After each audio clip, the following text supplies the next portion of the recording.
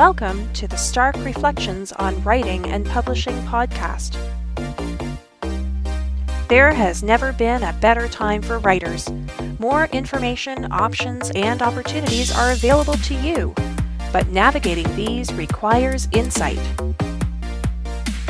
Join Mark Leslie Lefebvre as he draws upon more than a quarter century of experience as a writer, a bookseller, and a trusted book industry consultant to explore and reflect on the writing and publishing landscape to help you make informed choices on your writer journey.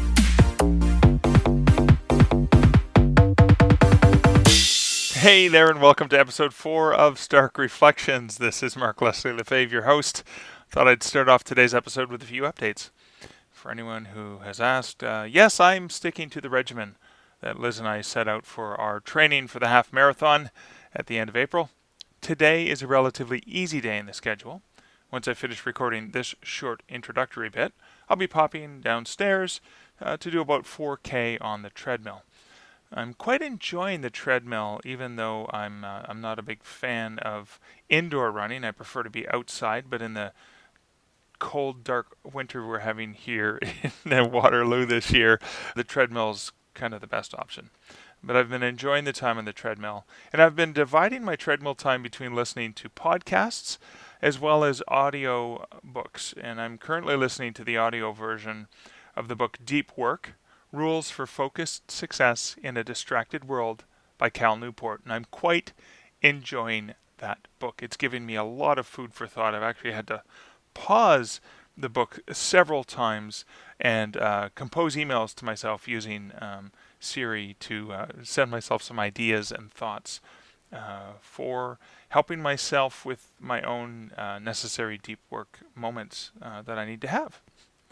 I'm also preparing to travel to Colorado next week on Wednesday, January 31st. I'll be arriving at the Colorado Springs Airport, where I'm going to be one of the guest faculty members for Superstars Writing Seminars, along with the authors such as Kevin J. Anderson, Brandon Sanderson, David Farland, etc., who run the event, as well as this year's guest faculty, who include authors Dean Wesley Smith, Jonathan Mayberry, and Jim Butcher. Also appearing there this year will be industry folks, including Mark Coker from Smashwords. Now, I've been a guest speaker at this conference for the past 4 years, and one of the things I love about it is that this conference focuses on teaching writers the business of writing. And I always enjoy the amazing sense of tribe that I get at this conference. I know that I'll be coming back from this conference with several interviews with some of the amazing people who are attending, not to mention the great connections that writers can make at a conference like this. Now, a quick aside. As I was trying to record this, Meredith, the cat, kept jumping up onto the table, suggesting to me that it was time for cuddles and petting. She often does this when I'm in the middle of an in-depth writing session, walking straight across my keyboard and right in front of the laptop screen. I can imagine that this is a known issue that many writers who have cats or pets may face. Now, fortunately, I managed to do this particular take without any purring or any cat paws on the keyboard interrupting the recording. But that was a bit of an aside. I'm digressing from today's interview topic. For this interview, I had the pleasure of chatting with my friend and someone who has acted as a mentor to me when I was getting started, and who has also been a great mentor to so many writers over the years. I'm talking about Canadian science fiction writer Robert J. Sawyer. Robert J. Sawyer is one of only 8 writers in history, and the only Canadian to win all 3 of the world's top science fiction awards for Best Novel of the Year. He's won the Hugo, the Nebula, and the John W. Campbell Memorial Award, among other selected honors. According to the Locus Index to Science Fiction Awards, Rob is the #1 all-time worldwide leader in number of award wins as a science fiction or fantasy novelist.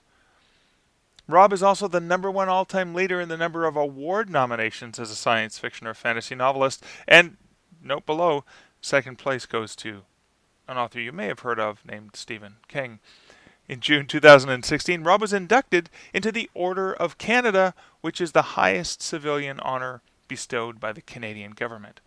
He has more awards than you can shake many, many fists at, but that has never gone to his head. Rob, as I said, has always been a humble guy, always been a great person to chat with, and always enjoys mentoring writers. This is a fantastic conversation, so please keep listening for a wonderful chat with Robert J. Sawyer. This podcast is sponsored by Findaway Voices. Findaway Voices gives authors and publishers everything they need to create professionally narrated audiobooks and to reach listeners in more than 170 countries. I am proudly using Findaway Voices myself to distribute the rights to audiobooks that I've paid for myself, and I'm also using Findaway services. Both are great opportunities for writers, and I invite you to check out more about Findaway Voices at starkreflections.ca/Findaway. Hey Rob, thanks for joining me on the podcast here. My pleasure, Mark. Delighted to be here. So for our listeners, I know you really well because we've been friends for a long time, but let's tell our viewers who Rob Sawyer is and where they can find him online. Sure. I'm a science fiction writer living just outside Toronto, Canada. I've done 23 novels. My first came out in 1990. Hugo and Nebula Award-winning writer, and you can find me at Robert J. Sawyer on Twitter, at Robert J. Sawyer on Facebook, and my website is either robertjsawyer.com or sfwriter.com, SF for science fiction. Now, about your website, now sfwriter.com, there's some special elements about this website. Can you tell us a little bit about sfwriter.com? Well, I was the first science fiction writer in the world to have a website. I realized this internet thing was going to take off. And so you have to get in early to get a URL like sfwriter.com. And it's grown to be gigantic. It has over 1 million words of text, over 800 documents on it.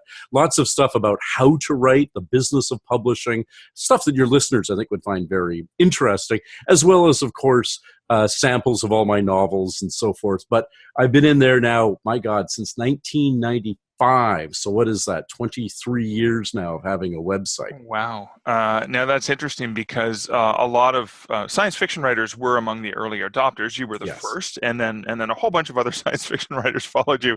And I think it was Christine Catherine Rush that I recently read a blog post about where she was talking about one of the challenges is because science fiction writers were such early adopters of websites, a lot of science fiction writers' websites haven't been updated, but you continually update yours. Well, I do. It still has an old-fashioned look, I have to say. I still code my website in HTML by hand. You manually code your website? Manually coded all of it. And I kind of enjoy it. It's kind of a hobby. You know, some people knit or do other things that are fairly, they're creative, but they're not intellectually intensive, and coding in HTML is like that. Once you know the basics, you can do it very efficiently. So the website still has kind of a classic text-heavy look. It's not graphic intensive because I'm not trying to sell graphics. I'm trying to sell stuff to people who actually like to read at length. But that said, the most recent adaptation, and it's getting to be 2 years now since I did it as a major workover, was to make it an adaptive website, which means that it automatically resizes whether you're reading it on a smartphone or whether you're reading it on a 27-inch monitor. And that's important. So many author websites date back, as you say, 10, 15, 20 years even, and are not really readable at all on smartphones, which is how the younger generation consumes almost all of their web content that way. And in certain countries where the mobile devices have surpassed desktop computers in terms of adaptation because it's an easier access. So you were adaptive early on as well. Well, fairly early on. I wasn't one of the first to go for an adaptive website, but I recognized the value of it. I was certainly an early adopter of smartphones. It was a bit tricky because, again, I had to code it all by hand and learn how to make the adaptive code. But once I got it done, it's done and it works. And that's the most important thing. Well, that's exciting. Now, the other thing that I think is critical for authors to understand is because you were first to the game, you had a domain. It was a domain that was generic about science fiction writer, SF writer. That's content marketing to the extreme, because what happens is because you've been there so long, you're going to show up at the top of most search results when they're looking for science fiction, science-related content. Yes, it was one of the very early things I wanted to learn about. And this is going back again to the 1990s, is search engine optimization. Back when people were searching on Hotbot and other things, and Ask Jeeves, things that are, the paleontology of the internet now. But there were tricks to learn how to optimize your website, make sure your keywords, and I decided my keywords were going to be 3: science fiction writer. I wanted, when somebody was looking for a science fiction writer, whether it was to read, that's the obvious, but to give a talk, to be a guest of honor at a conference, including a lot of science and technology conferences where I do keynotes, the media looking for somebody to comment. I got calls, I don't want to be mercenary about it, but I got calls from all over the world when Arthur C. Clarke passed away, for instance, because the media goes and they put in, well, we need a science fiction writer to put this guy in perspective. Why was Clarke important? And, on the 20th anniversary of the moon landing, things like this, people looking for a science fiction writer. So I picked those 3 words and really hit home with them. They're on my homepage. They're on every page. They're in the metadata. And when you search on science fiction writer, I do tend to turn up, Google localizes results, but I do tend to turn up on the first page. And the earlier hits are often, generic things, lists of science fiction writers, or the 10 most important science fiction writers in history, starting with Mary Shelley, who doesn't give a lot of sound bites anymore to the media, right? Apparently not, no. They got to go down and find Rob Sawyer. And so it's been very effective from that point of view. And that's intriguing because, 23 novels, you've been established as a fiction author, and yet you have this amazing reach as a go-to expert. And so part of that was derived from the website, but you continue. You hosted television programs, you've hosted so many different things, and you tend to be the go-to person for not just Canadian media, but you were on Geraldo, you were on how many different shows talking about science? Absolutely. Yeah, I've done almost 400 radio interviews and almost 400 television interviews. That's an enormous amount for anybody in any field. And almost all of it is people coming to me for commentary, which has been wonderfully good at selling the books. The trick is, what I write as a science fiction writer is grounded in reality and based on actual research. So I can spin that. When I write a novel about psychopathy, the study of psychopaths, which my most recent novel, Quantum Night, is about, I can spin that into being an authority. What is the root of the word authority? It's author. It is somebody who has written knowledgeably about a topic. Now, not every kind of writer can do this. You yourself as a horror writer have capitalized on Halloween as something. Well, who's an expert on the history and the lore of Halloween, of October? Well, it's a horror writer, and you, of course, get a lot of media attention every year. A romance writer can get a lot of media attention on Valentine's Day if they do their homework and have something to say. Right. Well, it started this way, and the tradition was this, and blah, blah, blah. But science and technology is news 365 days of the year. So I'm very fortunate that I've been able to take the fact that I write about quantum computing, that I write about the search for extraterrestrial intelligence, that I write about near-Earth space exploration, and have the CBC, the BBC, NPR, and so forth call me on a routine basis to ask for quotes. And that leads specifically to something that I have always admired about you as a writer, is when people are talking about their books, they tend to be talking about the plots or the characters or whatever. And you do that, but what you also do in a unique and fascinating way is you take that science element that you have researched in quite depth, and you talk about the concept. So let's talk about Quantum Night, your latest novel. It's about psychopathy. Can we just lay down the basic premise for the novel, and then how that spins into? Sure. Right now, we just use a questionnaire to determine whether somebody's a psychopath. It has 20 questions, and supposedly it can determine whether or not you're a psychopath. Well, the problem is if one expert administers the questionnaire, they may get different answers than another. There's what they call interoperability divergence in answers. So I just thought, well, what if we could diagnose psychopathy the same way we diagnose high blood pressure? Absolutely, without question. You either got it or you don't. And so it's a novel about the invention of a technology that allows us to recognize who amongst us does have conscience, not just consciousness, but conscience, empathy, care for other people, and who is utterly devoid of that. And now when I wrote the novel, we didn't have the current psychopath in chief in the United States. We didn't have Donald Trump in the White House yet. But I was postulating that there would be, in the very near future, a psychopath who would become president of the United States. And that is indeed what the novel explores. Okay, cool. And you can see those angles. As soon as Trump was elected, you could see that I did a new press release. How did this happen? Well, here's the history that led up to it, both politically with the Republican Party catering more and more to the fringe, and because of what it is that drives psychopaths, which is status, which is power, which is being able to manipulate people. Well, who has more of all those things than the person we call the most powerful person on the planet, the President of the United States? And it was an absolutely fascinating book. I highly recommend it. We will include links to it in the show notes. I actually listened to the audiobook version, and this is just a cute thing for Canadians to joke about. I know what you're going to say. the original version of the novel, the way that they pronounced Regina, which is the capital of Saskatchewan. Yes. Yes, he said Regina, the way it would be a woman's first name in the United States. Which but makes more sense. funny than that, do you remember the distinctive Canadian hat? The toque, oh yeah, that's pronounced as toque. toque. That's right. It was a toque. Well, although toques are going to be popular in Canada this year. That's true. Yes. That's true. But what I loved was it was Audible that did the audiobook. Right. This is a good piece of advice for writers who are dealing with traditional publishers. I know a lot of your audience is indie.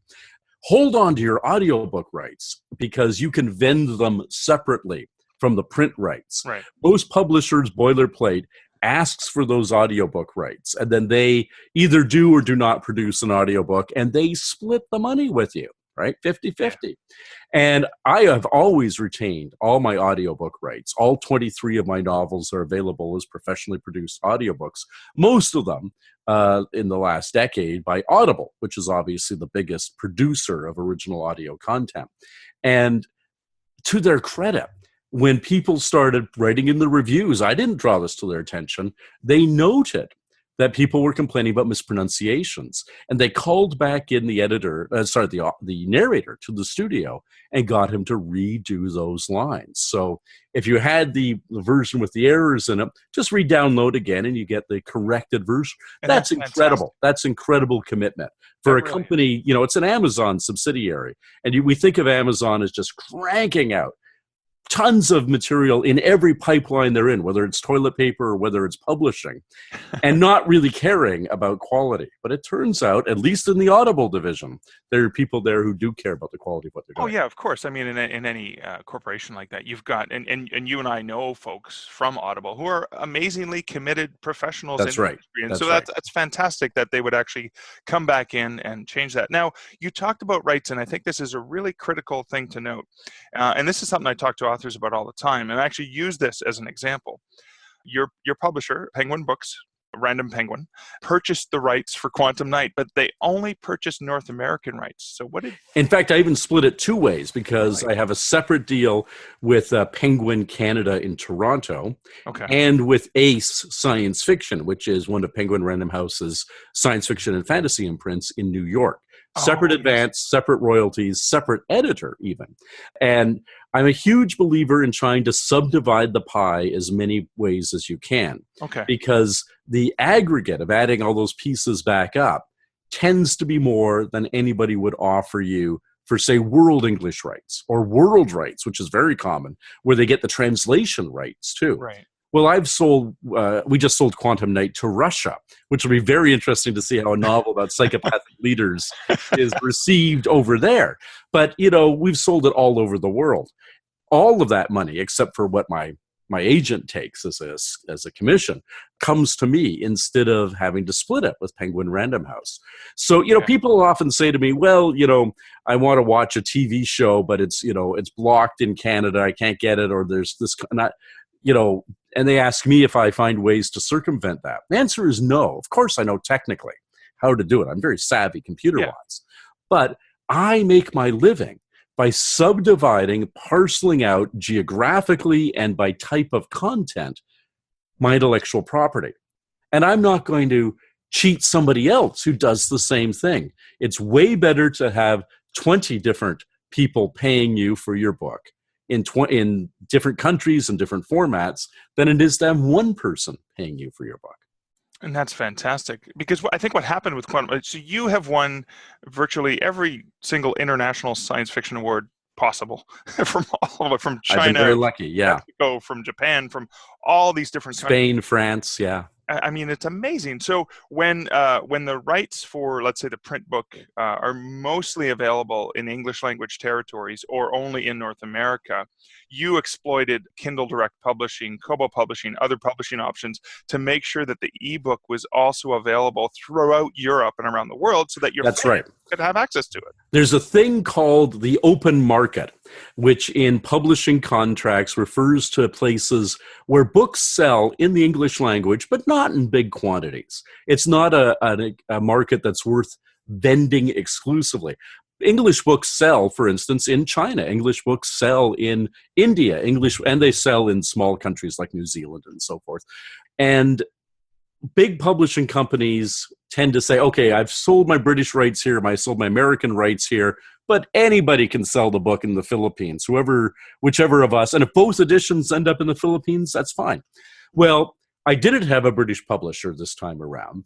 And so I'd only locked down the United States, Canada, and their possessions, so the U.S. Virgin Islands and Puerto Rico and places like that. The rest of the world, which is 7 billion people out of the 8 of us, more, the English language rights were not encumbered. And so through Kobo Writing Life and through Kindle Direct Publishing and iBooks and so forth, I brought out my own editions of Quantum Night. Didn't ask the US publisher or the Canadian publisher for permission because they didn't have veto over that. I didn't require their permission. I'd retained those rights. And the book has sold, respectably around the world. And on those copies, ironically, I make more money than I make on the ones that Penguin Random House sells, because you get a much larger royalty in self-publishing. So that's fantastic, because I look at it from two experiences. You've divvied up the rights, so you've maximized your income as an author, which is critical.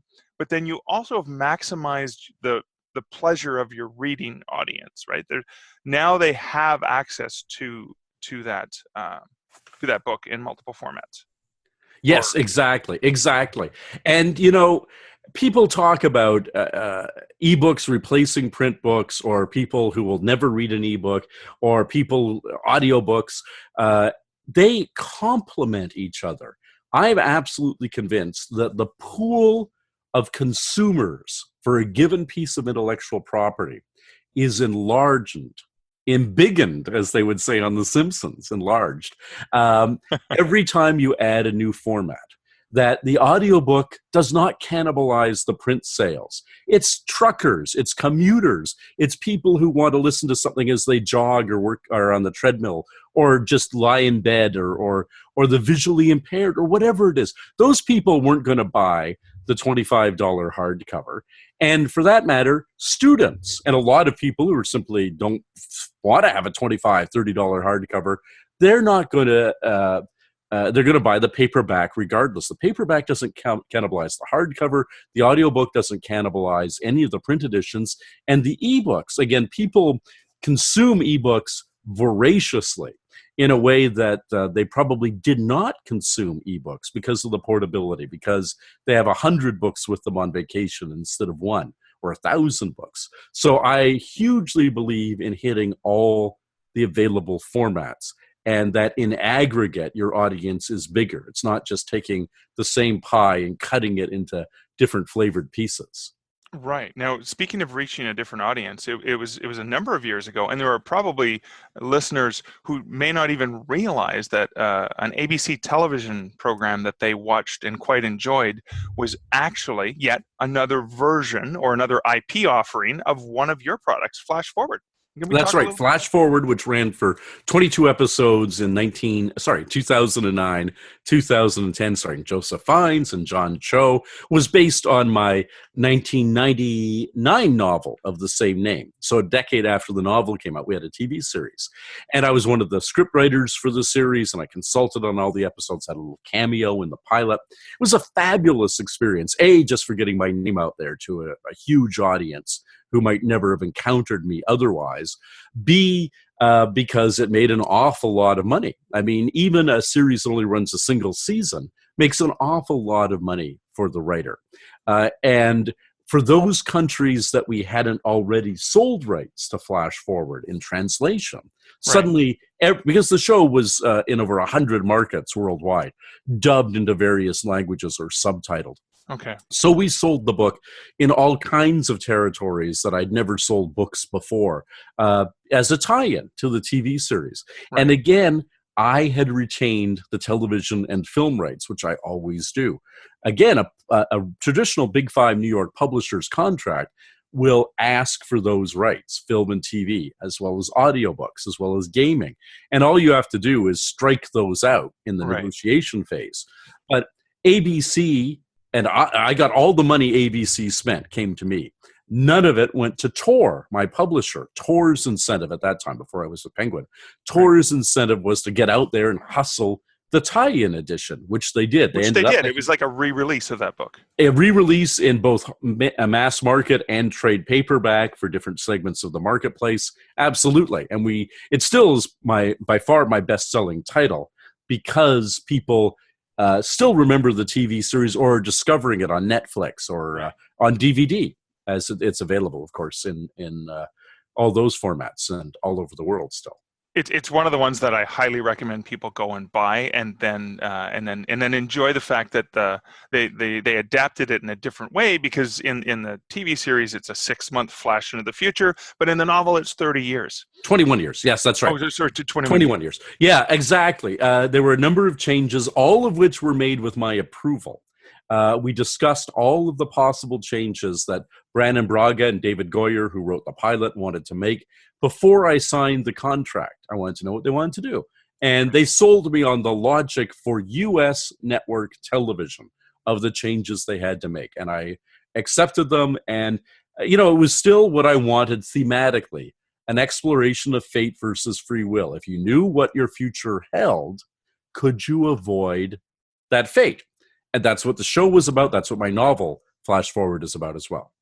And I think that was an example of different formats being adapted perfectly for the medium, right? So in the long-form novel, it made more sense to go with that extended period of time, but on a television series that may or may not continue to the next season, had to be wrapped up in 6 months. Right. And also there's the technical issue of how do you make people look 21 years older? Is it prosthetic makeup? Is it CGI? Whatever you do is going to be difficult. And then the clincher for American television was this. They said, look, we hadn't cast it yet, but look at the cast we got. John Cho, Joseph Fiennes, Sonia Walger, Peyton List, Gabriel Union, some of the best looking people on the planet.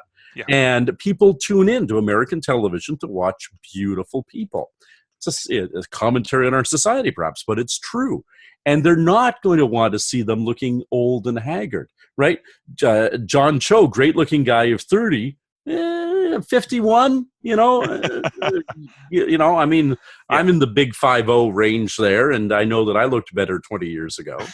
So, they didn't want to do that. They didn't want to take these beautiful men and women and make them look old and haggard, or even part of their screen time. And so there was another thing I want to go flash forward. You and I had an experience together where I remember we did a launch for Flash Forward at one of the bookstores I was working at. And in that book, you had actually predicted the print-on-demand machines that would be in locations at a bookstore. So they were going to, Chapters, which is a chain here in Canada. They needed access to a text that wasn't available. in print anymore, but it was available print on demand. So they went into the bookstore, ordered the book, sat down, had a coffee while they waited 15, 20 minutes for the book to be printed in the back room. And then 10 years later, you and I were at the bookstore at McMaster University in front of a machine just like that when we were launching Watch. That's right. You had the espresso book machine, which was this thing that would print and bind single copies of a book. You know, it was interesting when they started the superstore concept of bookstores, which were the Barnes and Nobles and Borders in the States and the Chapters and Indigo stores in Canada. They all had coffee shops. And it looked to me like what they call in biology pre-adaptive evolution, where something is being put in place, not because there's a necessarily purpose in mind, that's going to be co-opted down the road for another purpose. Right. So feathers first appeared on lizards for insulation, right? The same reason mammals have fur, not for flight. Their aerodynamic qualities turned out to be useful later on. Well, I had kind of thought, okay, there are coffee shops in every major bookstore, every large bookstore, then that's the place. They're all set for people to come. And I'm actually disappointed. I mean, Amazon, you know, will sell you print on demand, create space books. But I'm actually kind of disappointed that that vision of you walk into a bookstore, you browse, and they print the copy, and to your specifications. If you say, you know, I need a large print copy, right? I got bad eye, no problem. Boom, it's going to be double the number of pages, but here it is, right? Yeah. And there's some of that print on demand within bookstores, lots of it online. Many of the titles you order from Chapters are print on demand. Anything that doesn't say ships immediately, ships in 2 to 3 days, print on demand title, almost certainly from Chapters and Amazon, I should say. And most people can't tell these days the difference. You and I can. You know how to look for the indicia and so forth. But most people can't tell. The quality is so good on print on demand now. Exactly. And I mean, it's just a great way to not have to warehouse titles. I know Dundurn, my publisher in Canada here, they use UTP for their long print runs that are warehoused and shipped. But in the States, they often will use Ingram's print on demand technology because they're not going to get as large orders, because most of my stuff is localized to Canadian content. So they use that for extended distribution, which is a very cost-effective way for a publisher to put stuff out into the world. Absolutely. So the other thing I wanted to talk a little bit about is you've been in writing and publishing for a long, long time. You've been a mentor to me for a long time. I learned many things from you that I still apply, and I still teach other writers because I want to pay it forward. What has changed since you started writing and publishing, and where you are today, and what you have planned for the future? The biggest thing that's changed is self-publishing. When I started, my first novel came out in 1990. Okay, that's getting on to 28 years ago. It was the end of 1990.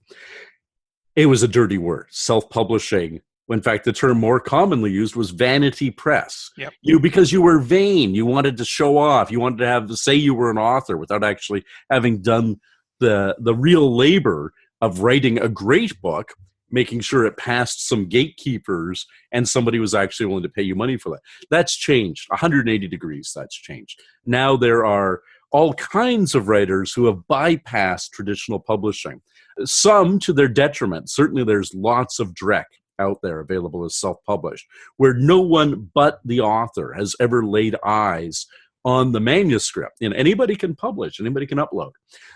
But many authors have either transitioned out of traditional publishing and are entirely self-publishing now because the rewards are so much higher on a per copy basis. I get, on say Quantum Night, as we were talking about, my self-published edition, I get 70% of the price that the customer pays. On the version that's published by Penguin, I get 17.5%. That is, I get 100% of the net from self-publishing and 25% of the net in traditional publishing. There's a 30% skim off the top by the aggregator, whether it's Kobo, whether it's Amazon, whether it's iBooks, 30% off top. I get the rest. When it's myself, I get 1/4 of the rest in traditional publishing. Obviously, that's made a lot of authors rethink, are they really doing 3/4 of the work? I spent a year writing this book. My editor at Tor, David Hartwell, did 26 books a year for Tor. It doesn't take a genius to do the math. That meant he had 10 business days per book. I can't write a book in 10 business days. What he brought to the table was a maximum of 10 business days of work. Now, yes, there's a copy editor who maybe spends 2 days on the manuscript and a proofreader who spends 1 and a couple of other things. But still, there's no way that in aggregate, in human labor, Tor brought more than a month of work to a book that I would spend a year writing. I'm a slow, careful writer, but I spent a year writing a book. They bring a month, I bring a year. It's a 12-to-1 ratio. And they're saying, yeah, but you know what? The fair split is 3-to-1 in our favor. Come on. Right. So obviously we're all reconsidering that. There's the hybrid author now, which didn't exist, which is some independent and some traditional. I guess that's where I am right now with my backlist out independently. And I'm very seriously considering what I want to do with my next book. I've decided to write another novel. And here's, by the way, that marketing thing right from the get-go. So the novel is about the Manhattan Project, scientists. 2020 will be the 75th anniversary of the completion of the Manhattan Project. We're in 2018 now. So I want to finish the book this year, by the end of 2018. If I traditionally publish, there's usually a year of lag. That shocks independent publishers, but that's the truth. Barnes & Noble and Chapters, the big chains, want a big lead time on ordering books. Publishers accommodate. Right. So that means if I finish the book this year, 2018, it'll be ready to come out traditionally published at the beginning of 2020, the 75th anniversary year. I'm positioned to be an expert for all the news stories that are going to be done, and I have a property to sell. So right from the get-go, I'm planning this. Now, I have in mind a figure I want to get as an advance for English language rights, whether it's 1 advance for world rights or ideally 3 advances for British, Canadian, and American rights. I know what that figure is. If my agent can get that figure, I will traditionally publish again. My agent can't get that figure, then my plan is to self-publish the novel. And we'll see what the marketplace looks like in a year when we'll be going out to sell the book to publishers. Oh, that's fantastic. I love that you're open to the best opportunity for this IP, right? You have an intellectual property. You have a marketing plan before the book is even finished. You've set yourself up as an expert already, which is going to lend itself to this perfectly. And that in itself is something your agent can obviously use to hopefully increase the advance to where you want it to be. That's right. When the agent has to sell an editor, and then the editor has to sell the editorial committee. Very few editors in publishing these days, and any of the big 5, have individual buying authority anymore. They used to. It used to be up to a certain dollar value of advance, depending on your seniority in the company. An editor would be off. You can spend that without checking with anybody else. That's fine. You can buy a first novel for $5,000. That's fine. You can buy up to $25,000 or whatever the figure is for that editor's stature. That's gone. Almost all publishing now requires the editor to go in and say, here's what I want to buy. And the committee, which consists of marketing people and the other editors, saying, well, we don't think it's a cute idea, but we don't think it's going to have legs, blah, blah, blah. And it has to be sold again. So, of course, the editor will say, he's a great writer or she's a great writer, and it's a brilliant book. But they also have to say, and here's how we can market it, and here's why it's going to be hot, and here's what it ties into. In the case of the book I'm writing now, another anniversary, you'll see a lot of science fiction books in next year. Everybody in science fiction is going to be cashing in on the 50th anniversary of the first moon landing. Right. July 20th, 2019 is the 50th anniversary. Of course, if you're a savvy science fiction writer, you're already thinking about booking yourself or getting booked on the BBC, on NPR, and all those places for it's still 18 months away, but you're thinking in those terms. So you have to give more than just a good manuscript these days for the big 5 to be interested. And certainly in the Penguin Random House merger, what was an editorially driven company, Penguin, great books is our business, was essentially subsumed into a marketing-driven company. Random House, we sell books by the truckload, right?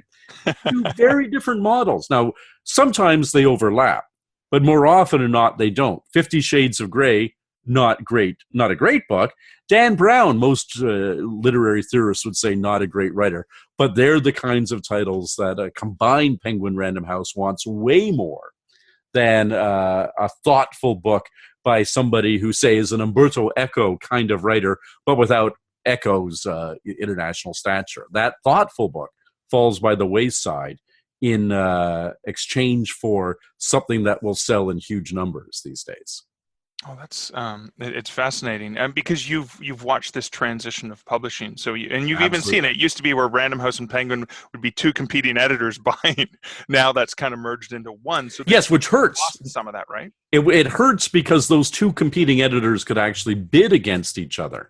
One could say, "Well, I'll offer this," and then say, "Well, I'll offer 1,000. Well, I'll go 2,000. I'll go 5,000," and you bid it up. Well, that doesn't happen now, right? The divisions. We went from we've seen the merger after merger. We're down to 5 major publishers, and not just for the English language, but for all of publishing.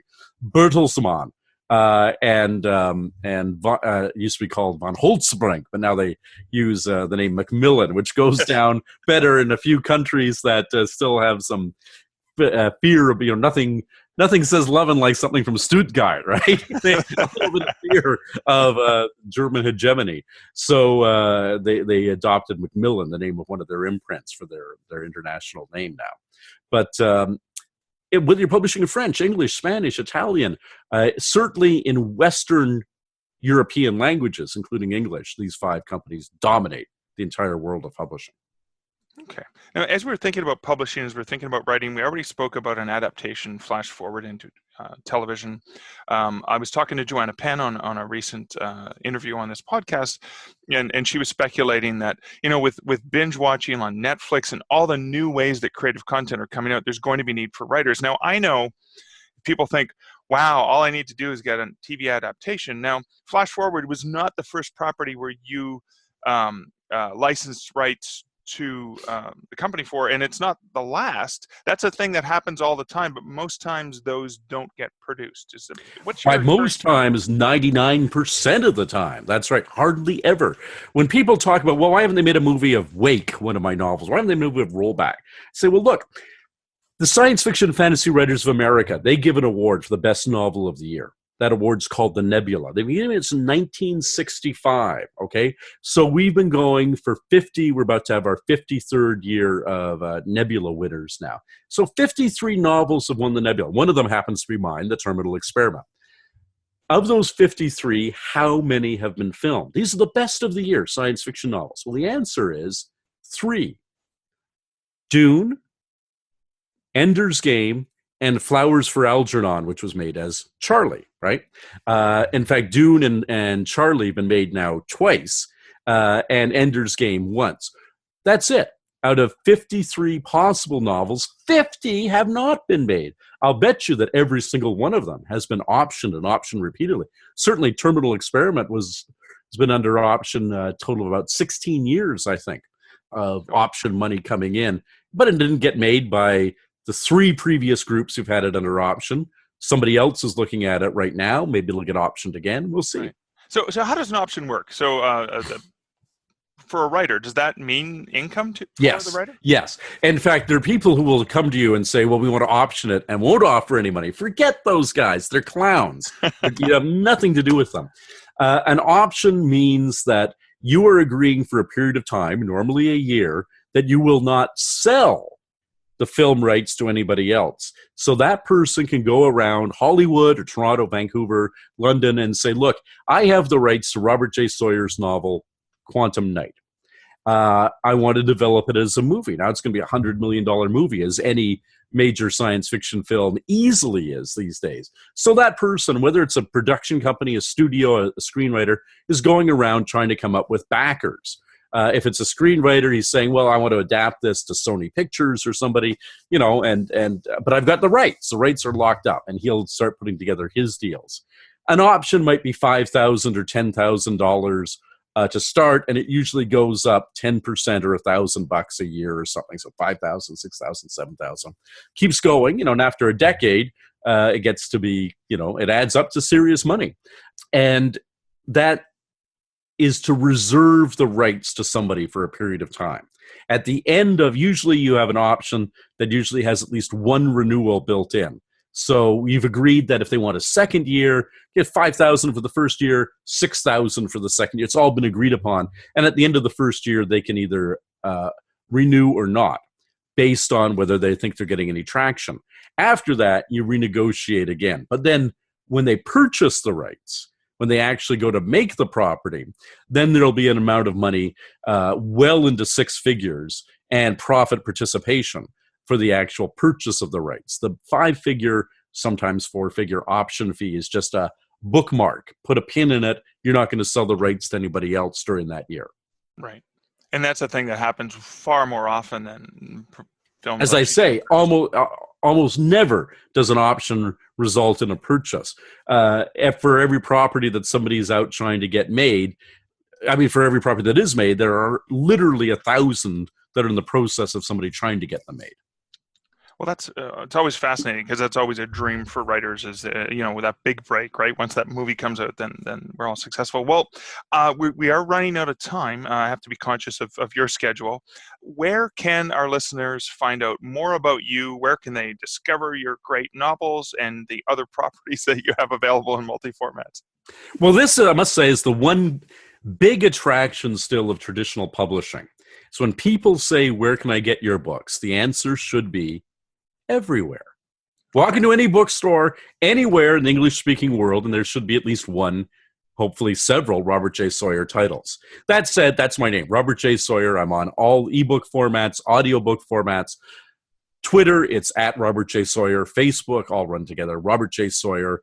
And my website, sfwriter.com, where you can explore at your leisure, I should say. I have lengthy excerpts, sometimes as much as 25% of the book, for free on my website, of all my books, so that people try before you buy. I'm a huge believer that it does me no favor and you no favor for me to get you to buy a book that you're not going to enjoy. You're going to turn around and give me a 1-star review or slam me on Goodreads, or even worse, in a way that I will never know. You'll just tell other people, I read it, it wasn't very good, meaning it wasn't to your taste.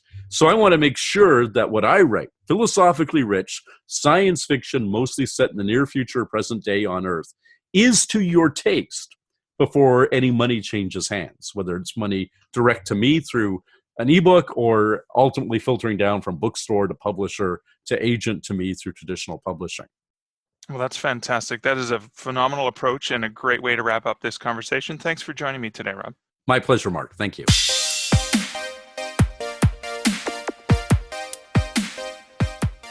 I mentioned earlier that Robert J. Sawyer has been a great mentor to me and to so many other authors.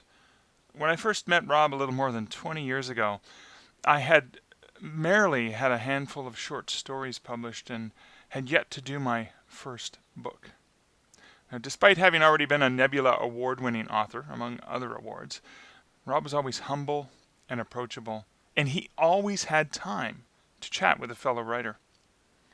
In fact, even now, when I'm with Rob at social events and writers' conferences, I'm constantly watching him in a fascinated way, with the subtle manner by which he tries to prop other writers up. He makes sure to make introductions so that the new writers coming into a group get to know the rest of the crowd already gathered there. And he seems to always be interested in genuinely wanting to connect and help connect other people with each other. He is what Seth Godin might describe as a linchpin, constantly looking to bring elements or people together to create new successes. And that has worked really well on him. And it can also be a great way for you as a writer to behave when in public or part of an online community. Even if you haven't hit a bestseller list or you haven't won every major literary award in your field, there is still a huge chance that there's something you are a subject matter expert in, or that you have insight into that can benefit somebody else. Can you look for ways in how that information, that insight, or that knowledge can help others? Can you offer it up freely and openly? I'm a strong believer in the karmic value of the universe, that giving and putting good things out there solely for the benefit of others has an amazing way of subtly coming back into your own life eventually. I believe that many of the positive things that have happened to me are due to a combination of hard work, strong work ethic, a bit of good luck, but also my desire to want to see and help others to succeed. Now, the second thing I want to reflect on based on our conversation with Rob is the technique that Rob uses when talking about his novels. He doesn't describe them as a blow-by-blow outline of who the characters are or what they're up to. He instead describes the novels in terms of the high-level concept or the thought-provoking elements that they inspire. His novel, Flash Forward, for example, isn't about the effects of what happens when every human in the world catches a glimpse of 2 or so minutes into their future. It's about the question, if you knew your future, would you be able to change it?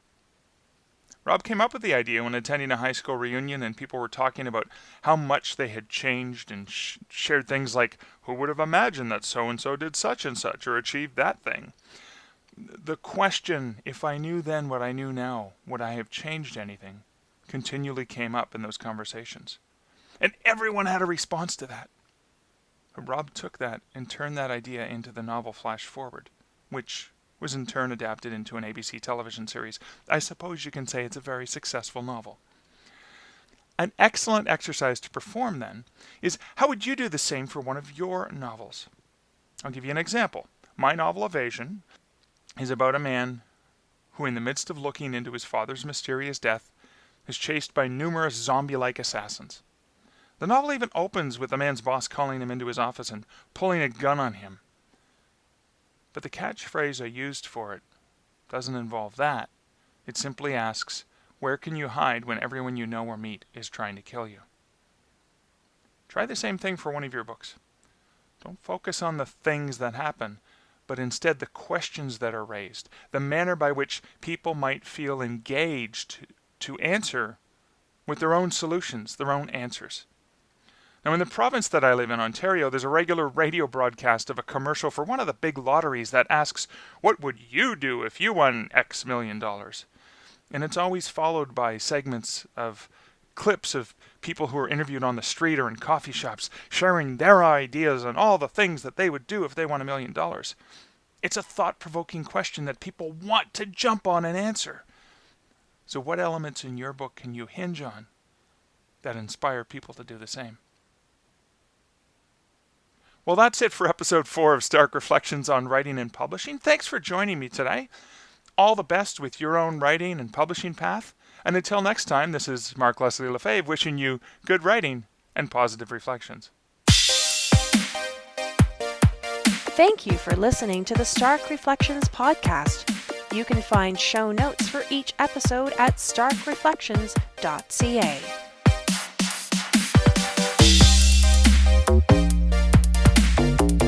The music for this podcast, Laser Groove, was composed and produced by Kevin MacLeod. Check out more of Kevin's great music at incomptech.com.